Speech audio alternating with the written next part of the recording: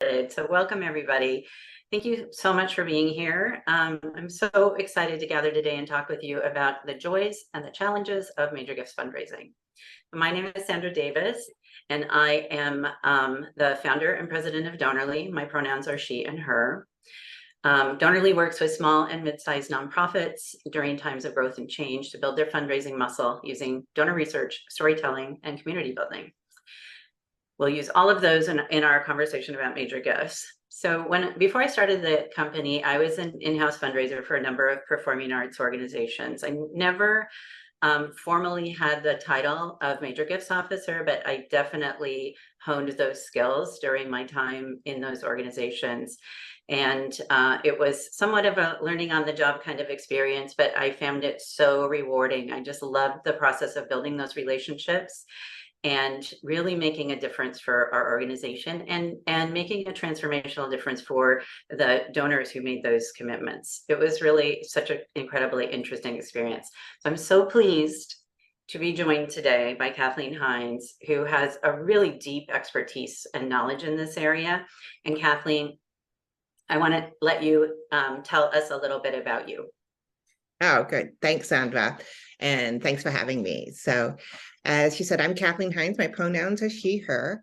And 4 years ago, I began as a consultant after several decades of fundraising in-house in New York City organizations, a broad range of them. And along the way, I decided to become a major gift specialist. I was at NYU, where I was for 10 years, and I actually sought out a role with a major gift specialty. I had been head of the department at one school, and I went to take the number 2 job at another school. This raised some eyebrows, but I think it was a really good decision because I could focus on major gifts. I had a national portfolio. It was the classic road warrior model, where this is where I spent my time. And it was terrific. I got to work with donors, closed numerous 6- and 7-figure gifts, which were often, the biggest gift that donor would give in their lifetime. It was challenging. It was exciting. And I look forward to sharing with you today some of what I learned. All right. Thank you so much. So little housekeeping, goals and guidelines for the session. So as a reminder, the call is being recorded, and we'll share that after the session. We've gone ahead and selected a series of questions from those submitted in advance, and we'll spend up to 10 minutes on each of these questions processing them.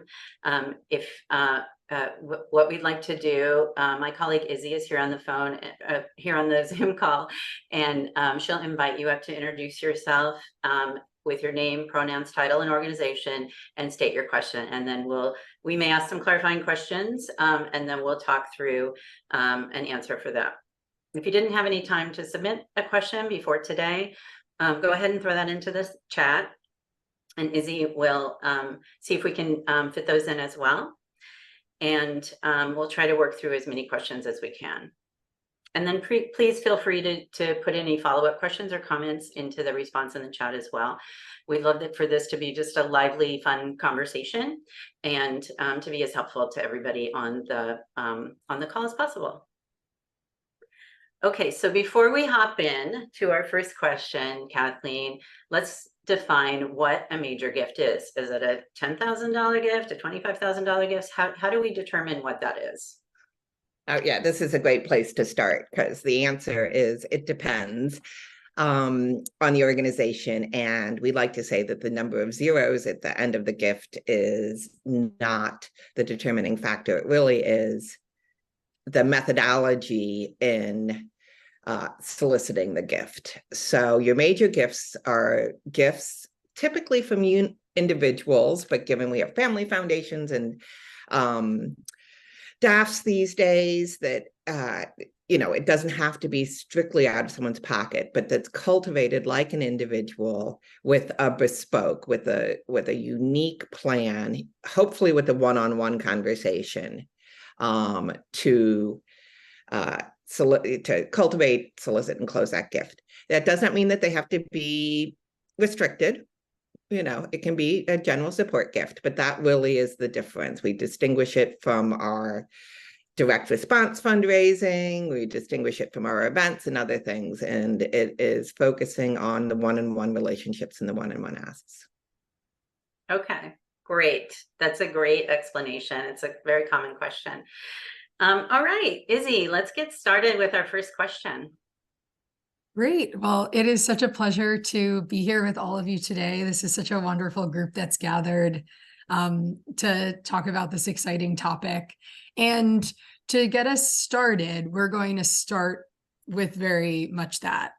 How do you get a major gift campaign started? And we actually had two questions brought forward that coincide in this. So we're going to allow both of the folks who are asking questions to speak on this, and then allow Kathy and Sandra to respond. So Michelle Miller, I'd invite you to come off mute because we loved your question. I didn't know I was going to be in the hot seat, or I may have had better lighting today. You look Hello. awesome. And hi, Kathy. So in my case, and I'm she, hers, my pronouns, I am working with Young Audiences New York, which is a 72-year-old organization. So they have been around a long time. They do arts education in the schools. They're very high quality education. They have a great reputation. They went through some major changes in leadership in the last couple of years. And their way of fundraising in the past has been very heavily institutional. They had some great relationships with, and they get money from the city and some foundations, but also a gala, which is very particular in that it's mostly corporate sponsors and mostly in the media industry. And obviously the media industry has gone through a lot of changes as well and consolidations, so that sometimes what used to be two $50,000 sponsorships are now one $25,000 sponsorship. So that gala has also needed some changes. But what it means is that in the past, there haven't been a lot of individuals. There were in the gala, they had tables that were filled, but the people who filled the tables were not really potential individual sponsors. They didn't have that motivation to the mission. And as much as we've tried in the last, I've only been with them since last January. And our last gala was in the spring, and we tried to get that attention. We're still not, there still isn't a base of even small donors to make into major donors. So it's really, and we need major donors. It's a big organization. So, I know you say numbers don't matter, and I'd like to start, we have to start somewhere, but a bunch of $10 gifts or 100 may not be actionable for us or worth the cost in time. So I guess I'm wondering how to start. And I know we need to start with our board, but again, also our board is not used to this at all. They brought in sponsors. They're great at that for the ALA, and that's really where their expertise comes. So that's our problem. Love to hear your thoughts. Good one. Can I have one clarifying question, Michelle? Mm-hmm. The individuals that you do have on your list, on your mailing list, on your donor list, how did they come to the organization? Don't have a very big donor list. I mean, that's what I'm saying. We have for an organization of our size, it's really very small. Mm-hmm. And there also were some issues with CRM, and so basically it is the people who went to the gala in the last couple of years, and it said they're not really individually excited by our mission. We can reach out to them, we've tried to, but that's not, I'm not seeing that as a really great potential. Okay, good. That's helpful. Thank you. So Izzy, should we process this one and then go to the next one? Or do you? Yes. Okay. I think, not to give away my lead, but Paul, I will say that you're the other individual who had a bit of a dovetail with this question, because it's all about in the nature of getting started. And you had a great question about getting started with a major gift program from scratch. So I'd say these two questions sort of coincide. So why don't Kathy and Sandra, let's dive into this one. And then Paul, we can layer on your specific circumstances after that. Great. Okay. you want to start, Kathleen? Sure. Okay. So yeah, so thanks. Yeah, thanks so much for that. Hearing this, I think about when we talk about culture of philanthropy a lot and educating the board. So oftentimes we show the pie chart that shows to 70-80% of the contributions in the US come from individuals, and compare that to our organization's pie chart. And when there's a disconnect, say, look, there's an opportunity. So I think I would start, Michelle, with finding one or two allies on the board who really want to see this push right now. And even, if they're not there, when you think about board development, getting them there, because I think they're getting excited about it and the potential of what it means for the organization. Your example of what happened with your corporate partners, merger, different priorities, makes the point for you that individuals stay with you. It does take time. It takes time to get them there, especially if you don't have the natural constituency of an audience member, a grateful patient. But it is time and again worth it. And you'll need your allies, your board members to help you, and to just really begin to build that internal momentum towards it and see who you can, go out and start to ask. Are you saying that, can I ask a follow-up? Are you saying just board members, friends, and their contacts? Or? Well, I mean, that would be great. I mean, that really is part of what I think, we are showing them that not everybody wants to come to a gala. And I think as part of building the education and culture, I tend to talk a lot about what motivates the individuals. People are comfortable going to foundations and to corporations because they're talking to people whose job it is to give away the money. And they get squidgy when it's a philanthropist who it's not their job to give away the money. And it does make it more complicated. It's an individual. And so, but it's an individual, if we've done our research right, who is philanthropic and who gives away money. So they are getting pitches all the time. And it's really, I just read something the other day, is the choices between the good and the good. You need to put your best foot forward. But if they're experienced philanthropists, and you know that from your research, then they've been asked before. And they see this as part of their job, maybe they wouldn't use that word, but part of what they've elected to do with their time and treasure, right? So it isn't quite, there is a little bit of a business relationship in there. And sometimes if you remind your board and your CEO of that, it can help them see this as part of the normal course of things, as opposed to, oh my God, I have to go ask this person to open my wallet. And that feels really uncomfortable. So let me just add. So first of all, I love the word squidgy, and I'm going to start using that immediately. It's a fun one. And I think maybe another thing to look at, Michelle and Paul, and I won't say that this is easy, but building community from the ground up, inviting folks in as individuals who somehow could be part of your community, somehow could take part, whether that might be on social media, that might be about some event or cultivation events, or you're inviting the community in to learn more about your organization. It should be specific to your organization, and maybe it's specific to, for Michelle, maybe it's specific to just a kind of lifelong learning about music or something like that. And then through that community, you can build a donor community. This is not an instant fix in any way, shape, or form. But the donors that Kathleen was talking about, who are the friends of your board members, will love to see a lot of exciting activity and a community that they can join and be a part of, because they care about and love what you stand for. Paul, I'm curious, what is your organization? Hi, I'm Paul Slee Rodriguez. I'm the Executive Director of International Arts Relations, which is on West 52nd Street in New York City. We're a producing theater focused on developing and producing Latin theater artists, including young, just getting into the professional field artists, but also experienced veteran artists. And we're producing theater. We also develop new plays and artists through training programs. We have a Unit 52 program for non-union stage actors who are Latin.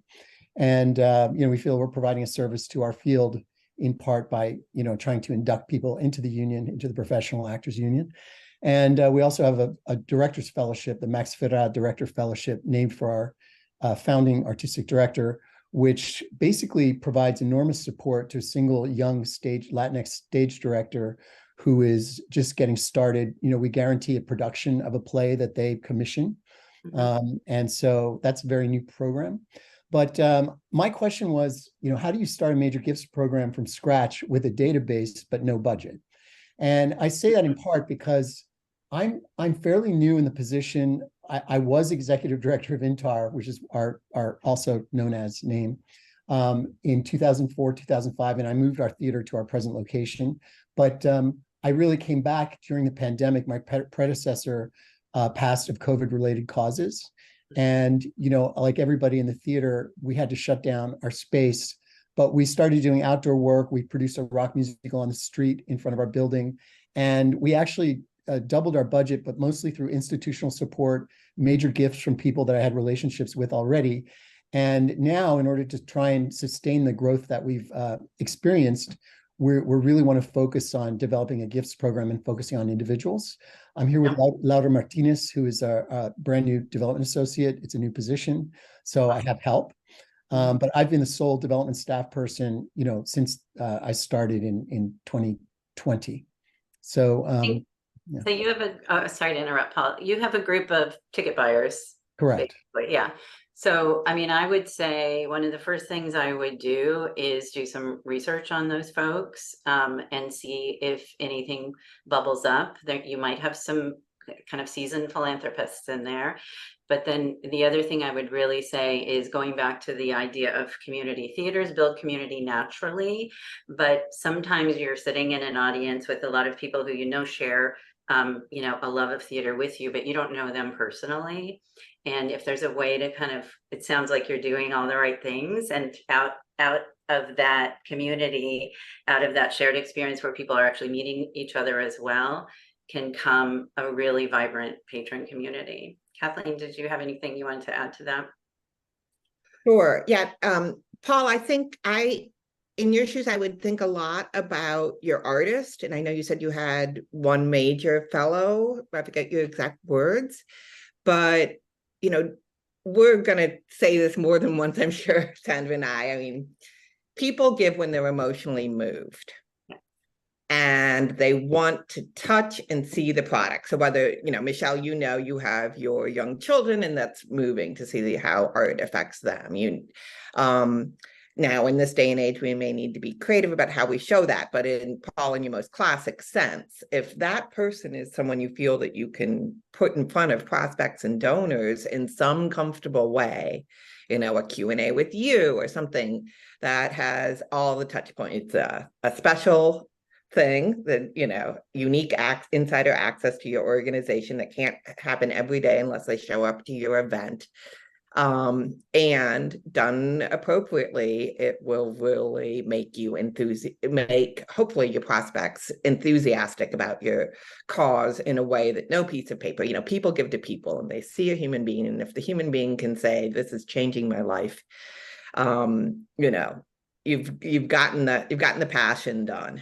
So I would think about using those kinds of assets to help. And we a new development associate to do some research on, the people who might seem to be with no budget. You don't have budget for prospect research, so you'll have to do the Google kind, but the people who do seem to be giving elsewhere, and see if you can involve them in a more high touch, intimate event to meet some of the wonderful people who artistry you foster. I also wanted to say that with the good news is that major gifts doesn't have to be so budget heavy, dollars and cents. If you sit down and I'm going to make my major gifts budget, you can certainly figure out lots of ways to spend money. You can travel, but the bad news is it's time intensive. Yeah. So it's great, Paul, that you have your development associate now, because it is time intensive. You need to be bespoke, asks of people takes time. You're thinking about the prospect. One of our favorite things to say is it's not about you. Don't start the meeting by talking about you, yourself, and your organization and the great things you do, and you do them for 15 minutes. Start the meeting trying to learn about what motivates the prospect and their philanthropy, and get a sense of what will really, touch their hearts. And that is too part of the fun part in doing this work. It's the relationship building part, and really giving you a chance to listen and learn what makes the people with the disposable income decide to spend it here and not there. So you will need time, but you don't necessarily need a huge budget. Maybe somebody will volunteer to do the hospitality if you have an event, if you could work that out. But again, they're not coming for the canapes. They're coming to the people who are active in the causes that they care about. Thank you, Kathy. That's so good. I mean, I just want to hit back on the idea of building those relationships, spending the time to build those relationships. I'm always looking for, in those conversations, I'm looking for when a donor's eyes light up, depending on what you're talking about, what the conversation is, and it can help you understand how you can really help them make a difference in the world. And it's those conversations can be so rewarding. I'm actually here because an artist who just joined our board, Julissa Contreras, who actually worked for Donorly, I think. Yes, I love Julissa. Yeah, and Julissa wrote a play we commissioned called Vamonos, which we produced last spring, and it was the biggest success our theater has had in 20 years. And she joined our board with a couple of other artists. So we are having these discussions about how to connect our artists to potential patrons and have events where people can really get excited about the work and the artists themselves, and not have to listen to me talk about me at all, like you were saying. Well, that makes me so happy. I loved her play. It was beautiful. And that's really exciting to me that she's on the board. She's going to be an awesome board member. And she is a great community builder. Like if anybody's thinking about expanding their board, and you can find somebody who can build community and, just enjoy being around other people, even if they don't have a network of friends to ask, that is such an asset in this process. We're excited. I had one more thought before we moved on for Michelle. Yeah. I don't know what the culture of the board is, but again, if they're really used to doing things one way, galas, corporate sponsorship, and you're saying, here's another way, sometimes I like to bring in a peer, like maybe look at the board and say, I really think that person X could be my ally in starting to change the culture. And I'll think of somebody I know who they would enjoy. And I say, hey, I'm really thinking this is great for young audiences, but, I would like the two of us to sit down with the third person who has been really doing great as a board member and getting on major gifts over at this other organization. Would you like to meet her? And then in some ways you use the third authority, not us, the development people, because they think, oh yeah, you always want us to do all this stuff, but a third authority, someone they get to meet, someone they like, and again, get them excited about the possibility of what this could mean for, the long-term stability of the organization. That's smart. That's smart. Thanks. Yeah, that's a great idea. And we also have a new executive director, and she's really being a great partner in this. And that's exciting. Right. It may take some time, but good luck. It sounds like you're on the right path. Thank you. Thanks for all the good thought. Yeah. Izzy, let's move on to question 2. Yes, which I think is such a natural segue without intentionally planning it. Donna, we would love to have you come off mic if possible and speak a little bit to your question of the role of CEO and executive director in securing major gifts. I think, Paul, this coincides really nicely with what we were just talking about with your expanding team. And Yes, Donna, I'm not sure if you're able to come off mute right now and speak a little bit more to that.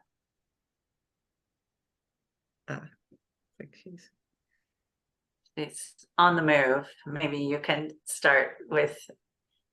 Yeah. Yes. So, Donna, wondering if you're stationary, if you're able to talk a little bit to your question, specifically the one where you asked what the role of the CEO/executive director is in securing major gifts, as to your comment of that CEOs or executive directors don't always necessarily naturally see themselves as the organization's chief fundraisers. I'm sorry, I had to move around. My half Chihuahua dog started barking furiously when the handyman came in to install a light fixture. Well, it seems like they Anyway. might have a question for Sandra and Kathy too, but we can hold for the Chihuahua's question until later. Thank you. You know, having been in the field many, many years and having been a development director and then doing a lot of executive search and now coaching fundraisers looking for new jobs and wanting to advance their career, I think I've been involved in placing major gift officers, in helping them get new jobs.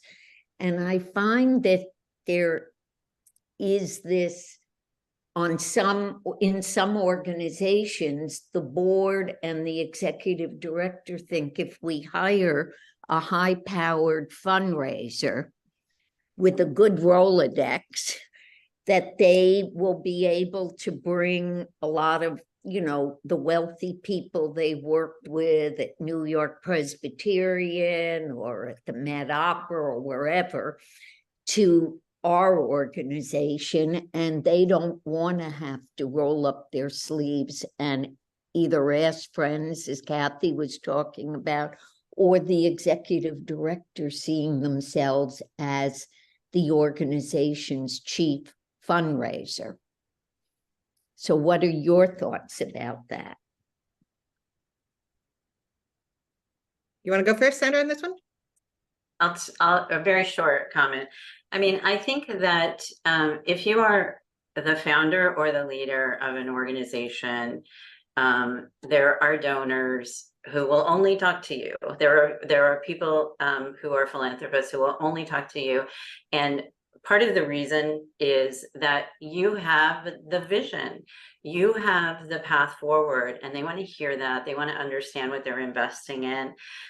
They want to understand what their role could be in moving your organization forward.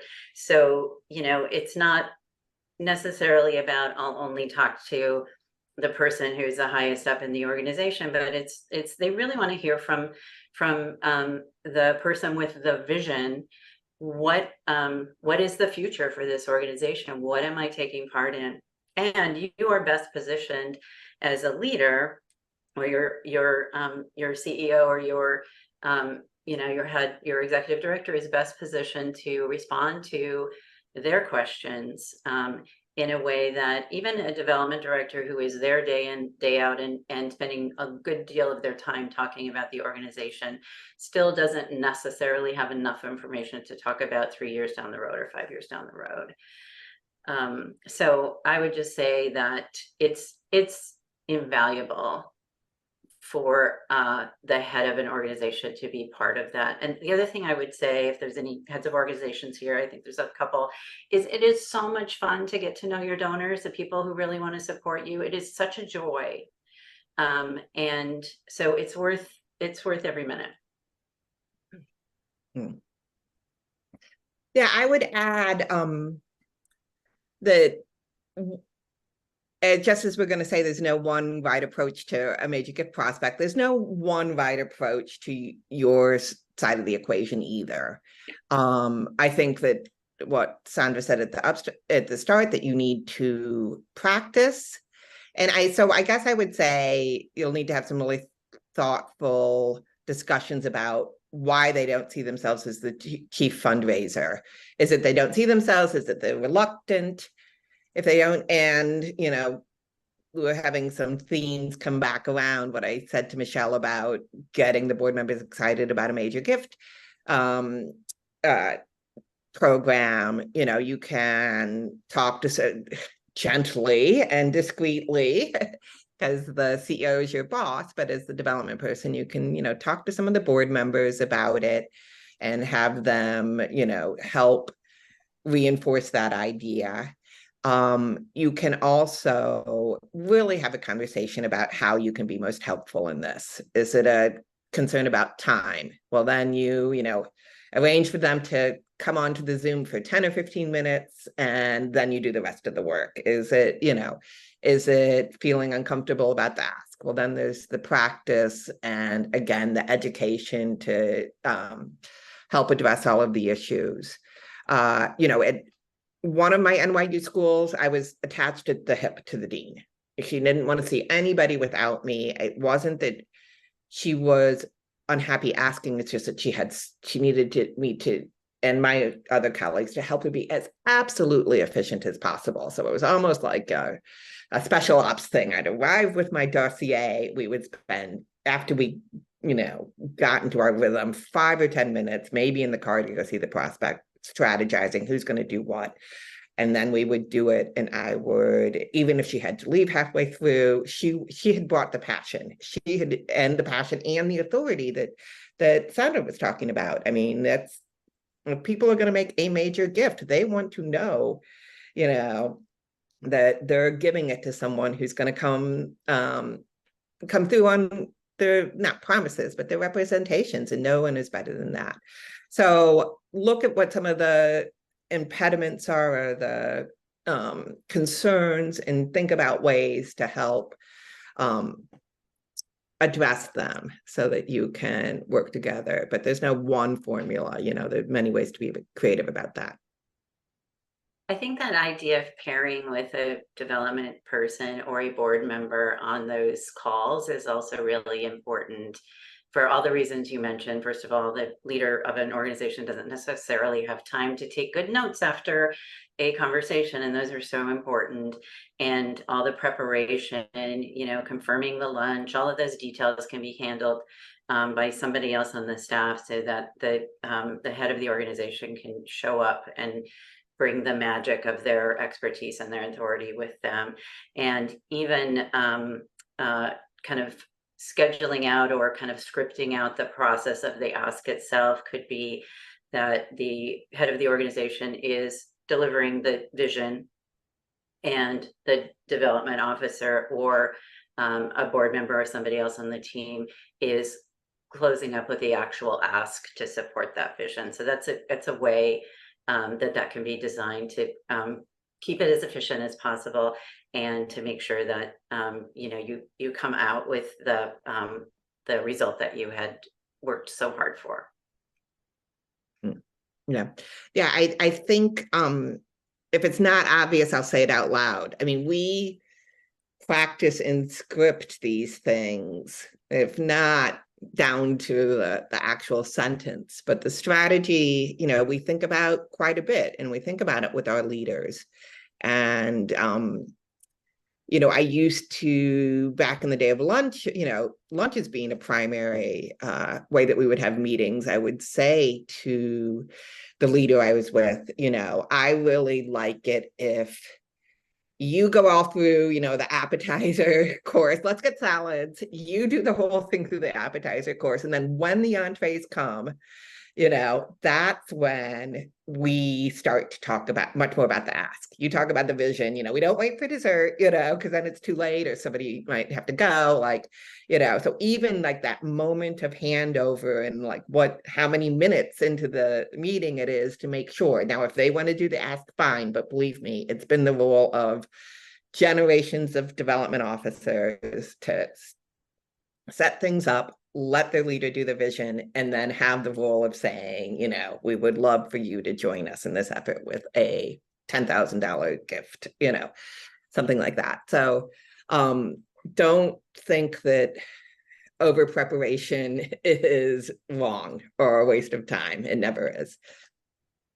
That's so good. I mean, it's so important to kind of time the ask itself when the meeting is still on the arc of high. So the idea of getting, having the actual conversation during the entree, if you're doing it over a lunch, is so important. You don't want to leave the donor kind of wondering, they know you're there to ask for something if you've set up the meeting right. You don't want to leave them wondering when am I going to hear what they're expecting of me throughout their whole lunch. So that's such great advice. I love that. And a piece of advice that I don't know if folks on this call have read Laura Frederick's books, The Ask. It's kind of a classic. I was rereading it the other day, and one thing she suggested when you're prepping for a solicitation is to write out at least 15 responses that you might get. So it could be yes, it could be maybe, it could be I need to talk to my spouse, it could be wow, that's that's a pretty significant gift. I have to think about it. Prep your answers to all of those so that you're ready to kind of be present when you hear the answer. I love that advice. Yeah, that's great advice, because as one gets more experienced, one does that. That's great for me to be reminded, because having done so many asks, for me it's second nature. I don't think about it, but in the first time you get them, you do want to be prepared. Yeah. Great. Well, I would love for Catherine shared a great question in the chat, if you wouldn't mind coming off mute, because I think this coincides so nicely. Your questions about hiring that right person who can go to the lunch meetings with the executive director, who can be that sort of, let's say, partner in crime in making these major asks. Is it Catherine Phillips you're asking, or a different Catherine? Yes, it was your question. Well, we are about to embark on the recruiting what we're calling a seasoned development director. We've had 2 or 3, I'm fairly new to the board, only been on the board approximately 6 months. Previous experiences, we've had 2 or 3 failed attempts with development directors who haven't had any previous experience. So the board has made the decision that this time we're going to go for somebody who has experience. And so my questions were, I love the idea of approaching the whole process and relationship around major donor gifts is on the gifts aspect of it. And I think a development director could take on, as part of his or her role, not only the monetary gifts, but the volunteer gifts and various other types of gifts. So because of that, I'm wanting to title the position as we go to the market looking for this person as a gift development director.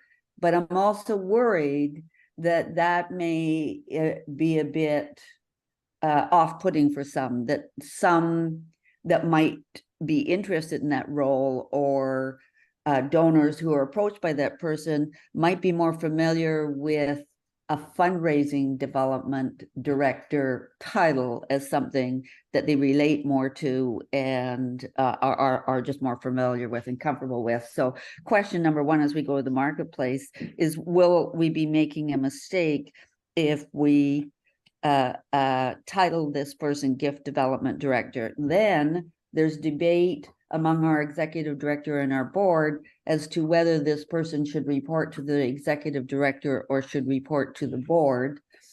And not everyone adopts my position, which is this person should report to the executive director, who in turn would make sure that person's on track and hold them accountable.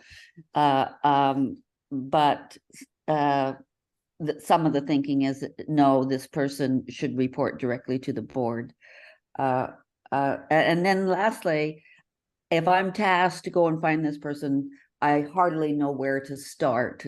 Yes, an executive search firm, which has been suggested at the board level, but I don't know if there are executive search firms or organizations such as Donorly that are experienced in recruiting this type of a seasoned individual that could help us. So this is all very new. And then on top of that, we're just about to wrap up a major capital campaign, and we're $2.5 million short of the 8.5 million that we need. We have a new campus about to open, and people have been away for the summer, and now board members are coming back, and we're having our first board meeting in quite some time. And everybody wants a full court press mail out approach.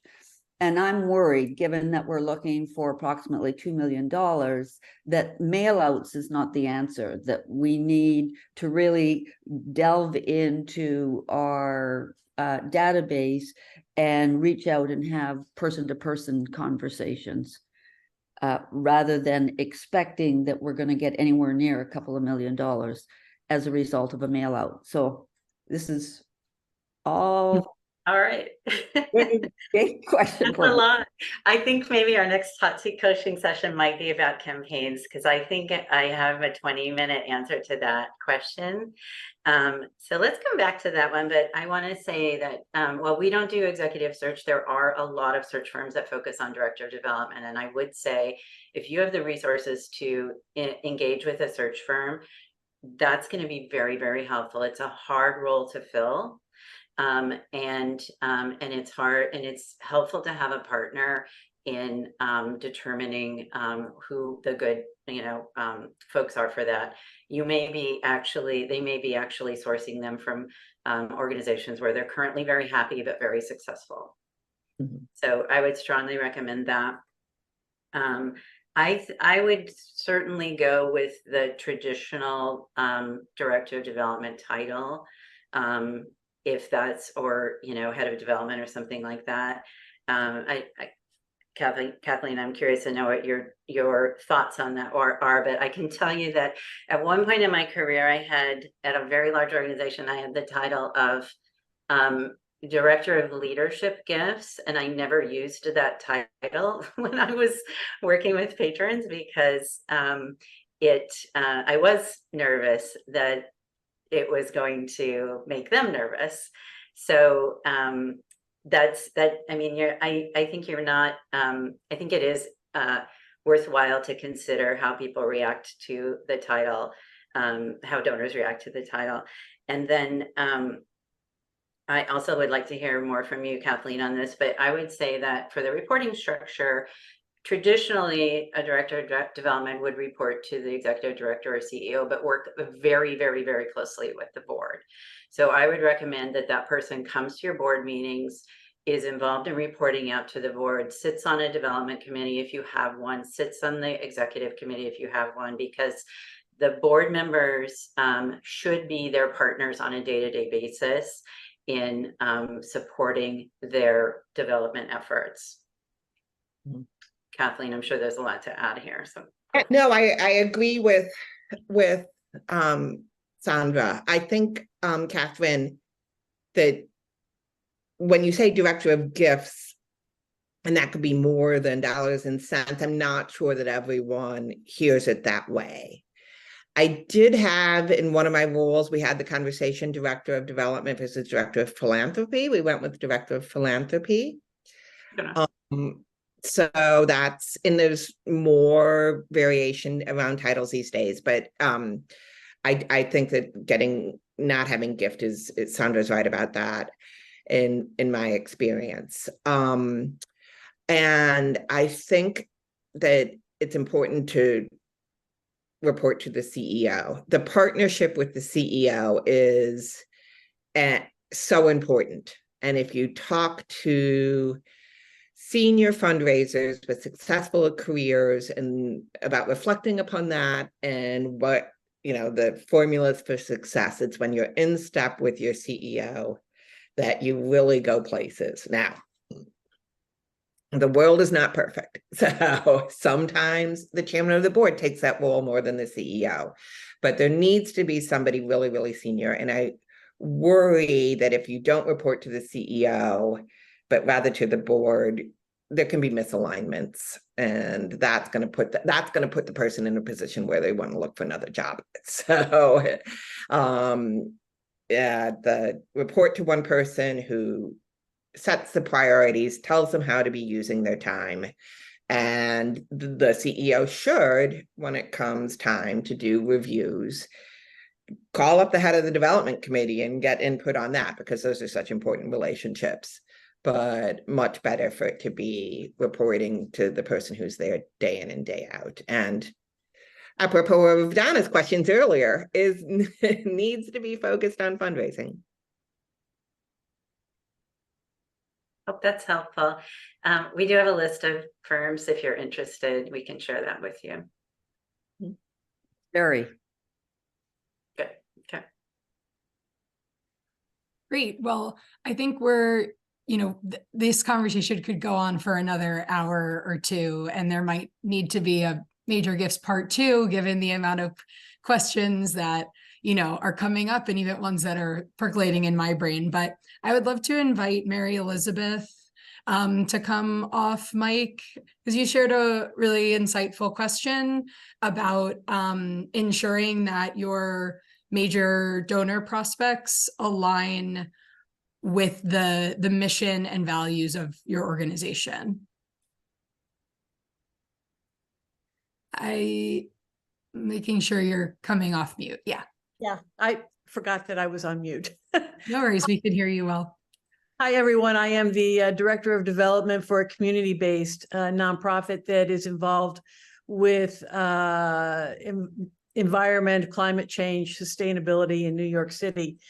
And so I'm sure that everybody is seeing more of this in their day-to-day, but I'm keenly aware of it. And I actually have difficulty responding to it. But for instance, grant applications and talking to donors across the board, people are very interested. How do you in your organization handle diversity, equity, inclusion? How are you working with ensuring social and racial justice and equity? So in talking to donors who that may not be top of mind for them, just your thoughts on dealing with these more topical issues today. Sandra, do you want me to jump in? Yeah, jump in. Yeah, okay. So I think two things. One of our mantras is that you meet the donors where they are. And that can mean like they want to, go on a walk at 8:15 in the morning, or they want to do things by text. But it can also mean that in the careful listening we're going to do in conversations, we can bring up things and see what sparks. So I think that if you're going to have to test and respect if it's not their interest, at the role of being a philanthropist is in many, many cases, as much as we say about the importance of emotion, is that you've thought a little bit about the impact you want to have in this world. And in listening, the donor will come in and say, I really care about the work that you're doing with early childhood or something like that, because I saw in my own kids how important it was, the early childhood educators they worked with or something. So you aren't really always there to change their priorities.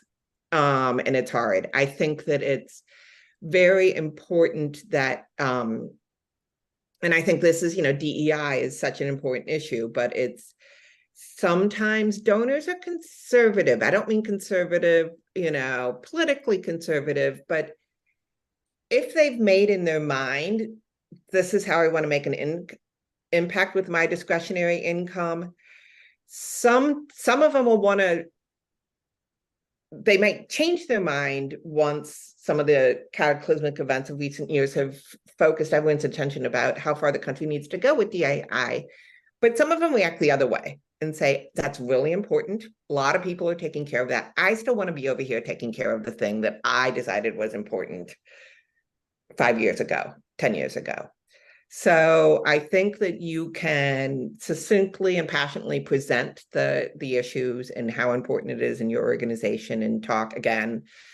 I like to talk about peers, so many of our donors want to know about this and are enthusiastic about it. But if it falls flat, I think it's time to say that there's only so much power you have in this situation, and the power relationship between you and the prospect is such as that you have to recognize their priorities. I would also just add, Mary Elizabeth, so if what you're looking for, this may not be true, but if what you're looking for is restricted funding to support your DEI efforts, or are you just wanting to make sure it's part of the conversation? Yeah, actually, more part of, because it is very much part of the culture that we're living in. Yeah, exactly.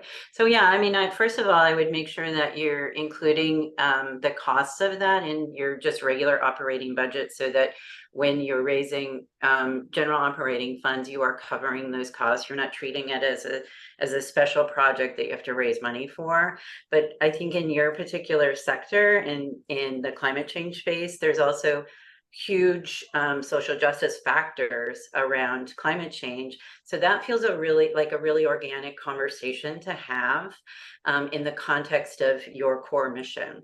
And I think that might be it might be a great educating experience for people. They might not have really connected climate change with the impact it might have on people that don't have a lot of means to solve for it. And the huge migrations that are going to happen, and all kinds of impact it's going to have on people's day-to-day life. Yeah. And I would add that I like to ask a lot of threshold questions in these conversations. We've been thinking a lot about DEI, and I think that there's some really interesting things we've been doing. Would you like to hear more about that?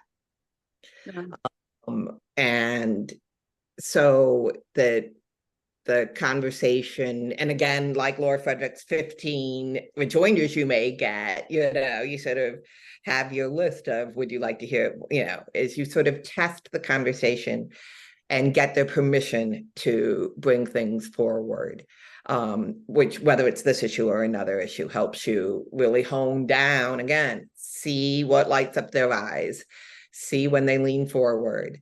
Those are all the things that we're looking for. Yeah, good point. I love the idea of threshold questions. That's great. I love that. That's a great way to kind of organize yourself. Thank you. Yeah. In fact, I'll tell you, it comes from John Sexton, who was president of NYU. At my level, I wasn't with him so often, but when I was on a donor call with him, he was like, I want to ask a threshold question, and his threshold question was often,